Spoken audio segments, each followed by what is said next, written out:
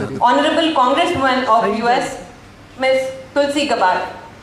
She was born in American Samoa and her family moved to Hawaii when she was 2 years old. Right from the start, Ms. Tulsi was deeply influenced by the Bhagavad Gita, and later in her teens, she chose to be a practicing Hindu.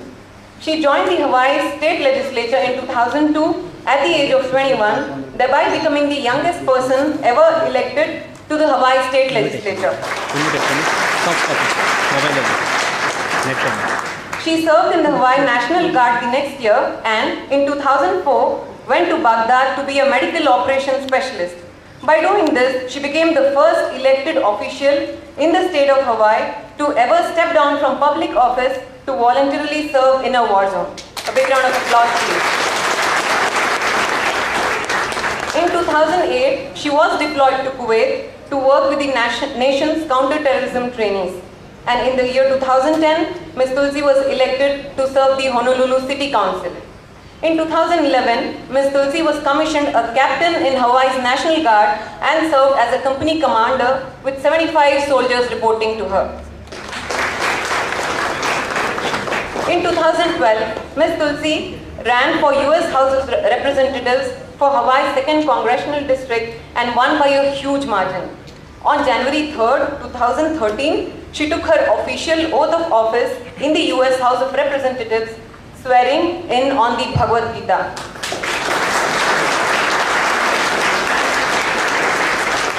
She also got elected for a second term this November. Tulsi is the first American Hindu ever elected to Congress.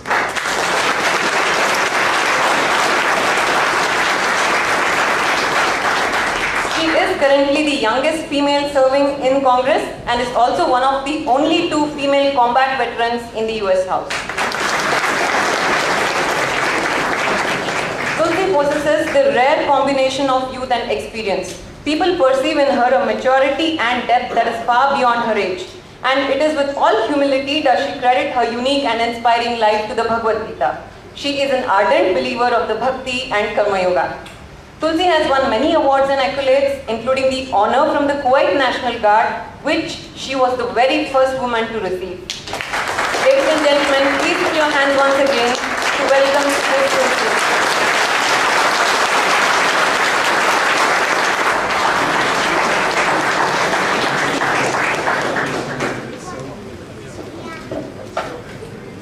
Namaste, aloha, and Jai Shri Krishna. I couldn't hear you. Jai Shri Krishna. Much better.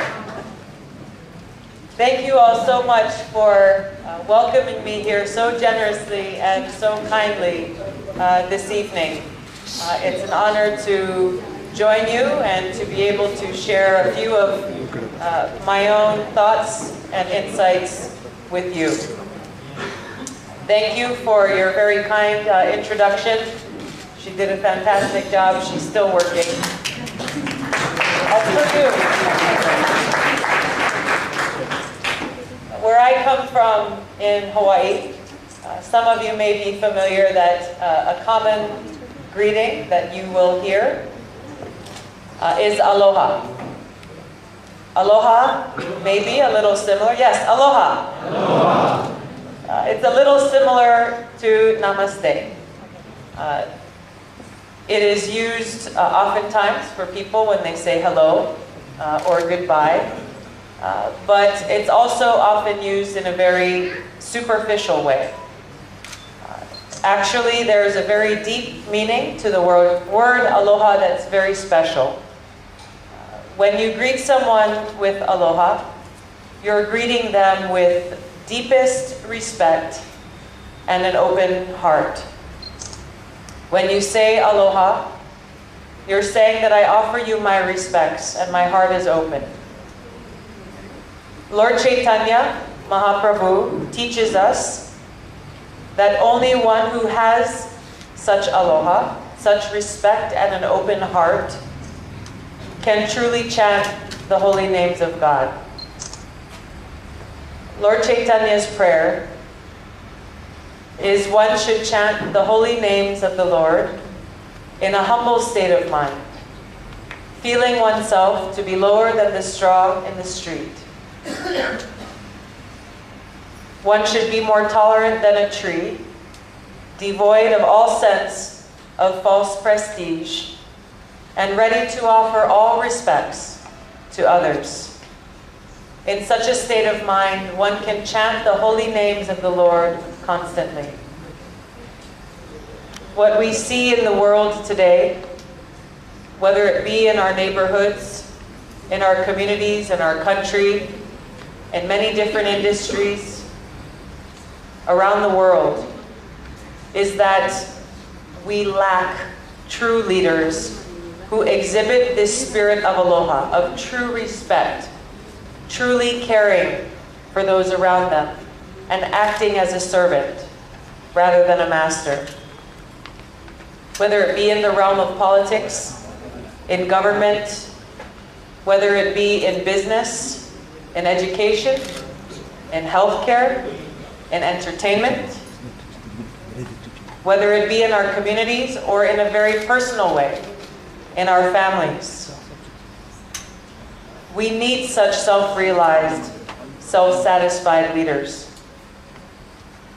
Unfortunately, as we turn on the news at night and we see the pain and the suffering around the world, we see this as a product of the fact that so many of our leaders do not have this aloha. They don't understand what it means to be a servant leader. They're not striving to live by these principles of aloha. The decisions that they make, the actions that they take, are only about themselves and their own selfish ambition. Whether it's their care for political power, for fame, for money, for status, for glory, this is their motivation. And we see as a result, the people and our environment suffer. As was mentioned in the introduction, I took my congressional oath of office on the Bhagavad Gita. And since then, many people asked me why I made that choice. Why did I choose to take this very important oath on the Bhagavad Gita? And my answer to them is actually very simple. Lord Krishna and his words, his teachings to all of us in the Bhagavad Gita are my life and my soul. His teachings of bhakti and karma yoga are truly the foundation and the motivation for my life. Actually, the Bhagavad Gita, for all of us, is the perfect textbook for anyone who wants to learn how to be a servant leader.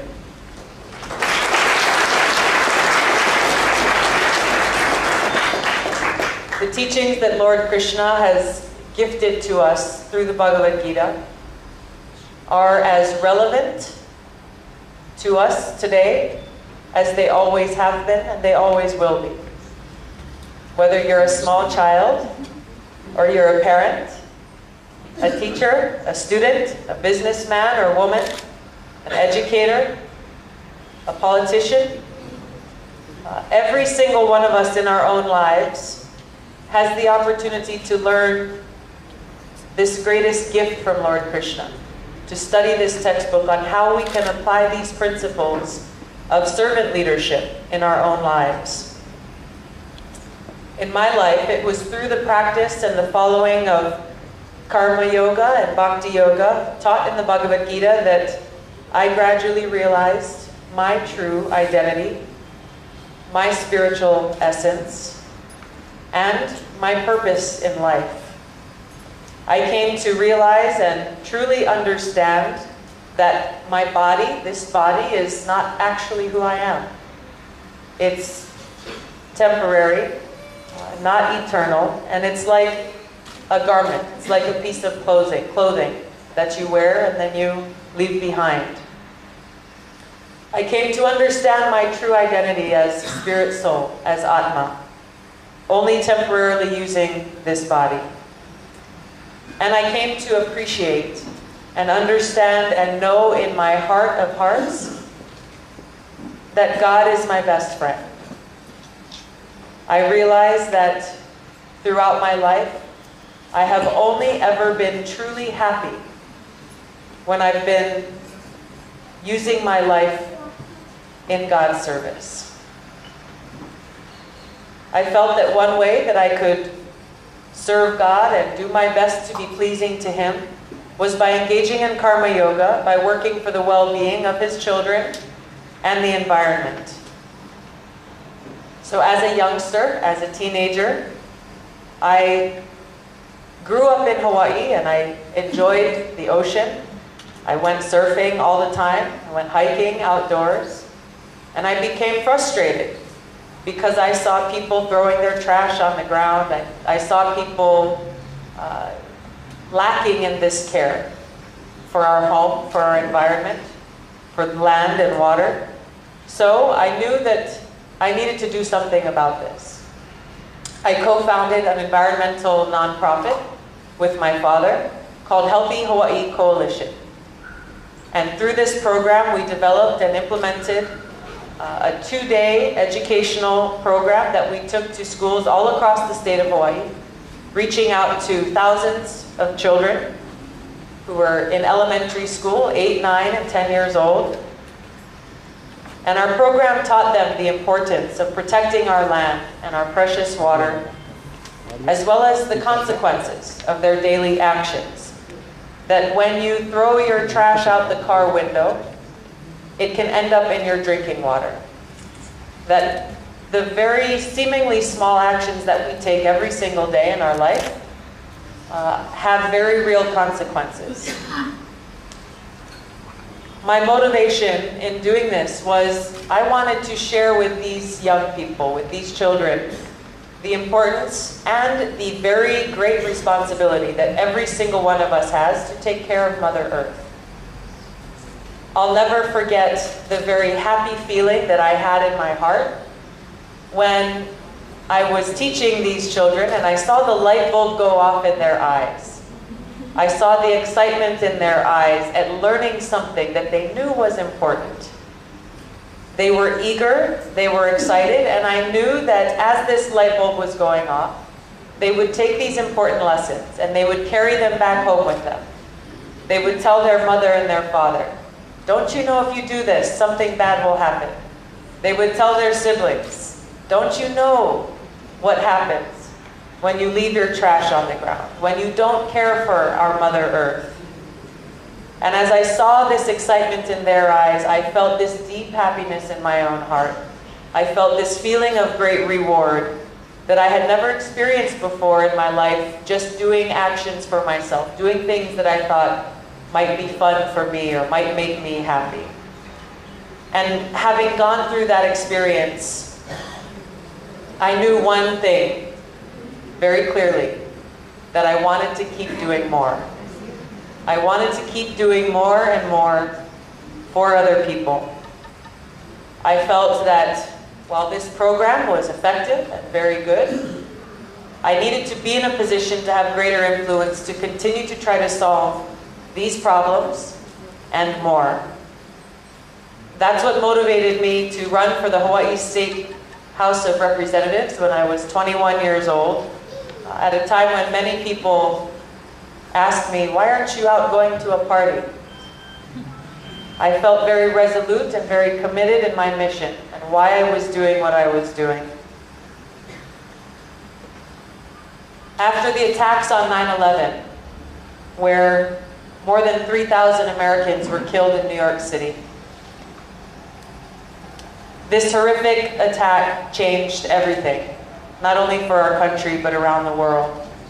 And like so many others from my home state of Hawaii and from across the country, I joined the military, enlisting in the Hawaii Army National Guard.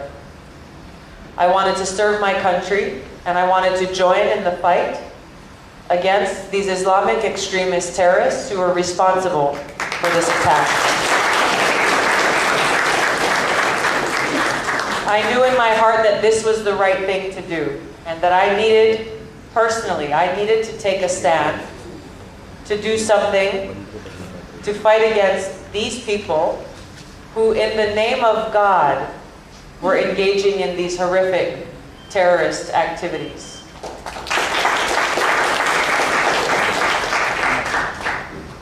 So less than a year later, in 2004, I was campaigning for re-election in Hawaii.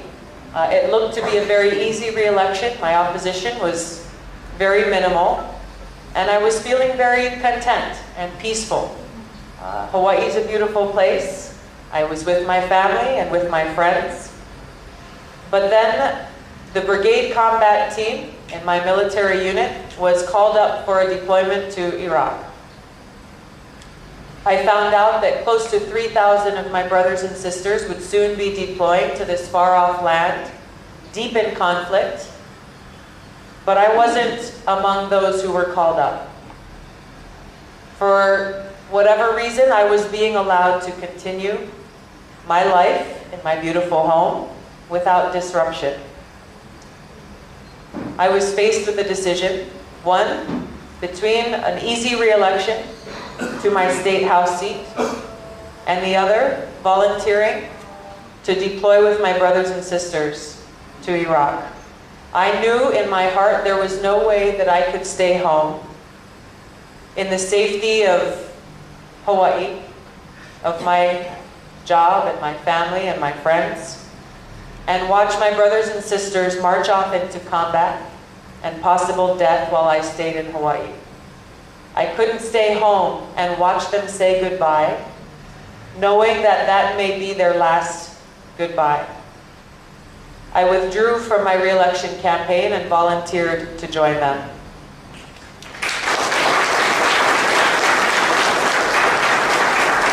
Shortly after arriving there to the camp where we were based for most of the time, it was a camp about 40 miles north of Baghdad, a camp that was nicknamed Mortaritaville because of the constant mortar attacks on the camp.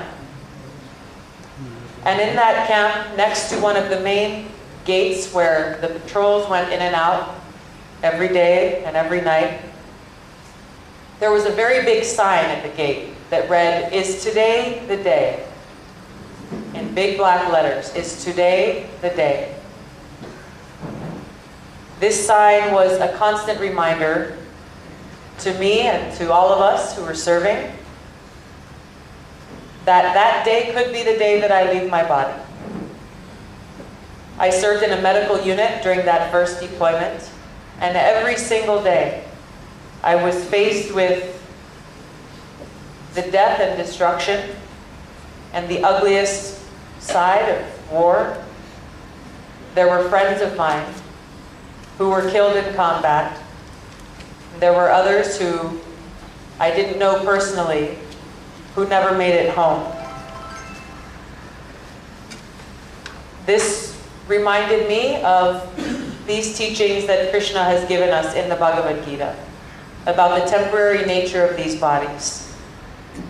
This experience allowed me the opportunity to constantly reflect and meditate upon the truth of my eternal identity, and to always hold the Lord close to my heart and to take shelter in Him. I can tell you there were many, many nights when I would be finished with my work day and I would go back to the tent that I shared with about 12 other women, crawl into my sleeping bag with my flashlight and my Bhagavad Gita, and meditate on Krishna's words. And I'd like to share with you a few of the verses that I turned to and held close to my heart during these difficult times. Krishna says, "The soul can never be cut into pieces by any weapon, nor burned by fire, nor moistened by water, nor withered by the wind. Always think of me and become my devotee. Worship me and offer your homage unto me. Thus, you will come to me without fail.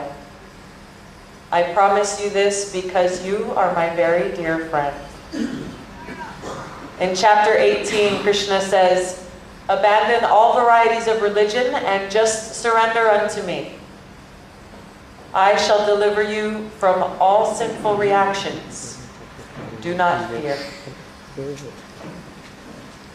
After coming home from my second deployment to the Middle East, I had learned many lessons, had experienced many things, and I knew that there was an opportunity to be of service because I realized that our Congress needed representatives in positions of leadership who had a greater appreciation and understanding of the high cost of war, the high cost in precious human lives, as well as the cost in resources, the cost on our economy, the cost on our country.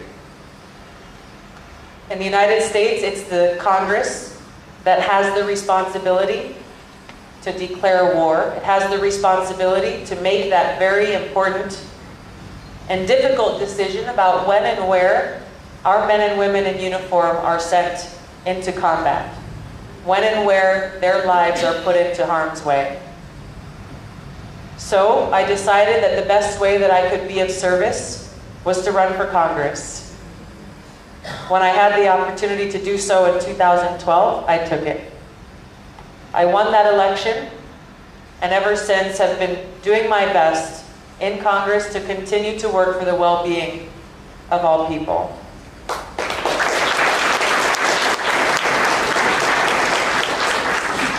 I truly believe, and I know, that if those of us who are in positions of leadership anywhere, if we truly live in the spirit of karma and bhakti yoga, if we're motivated out of actual true respect, out of a real sincere love and care for others, if we see ourselves as servants working for the well-being of others in all that we do, then our world can become a much better and happier place.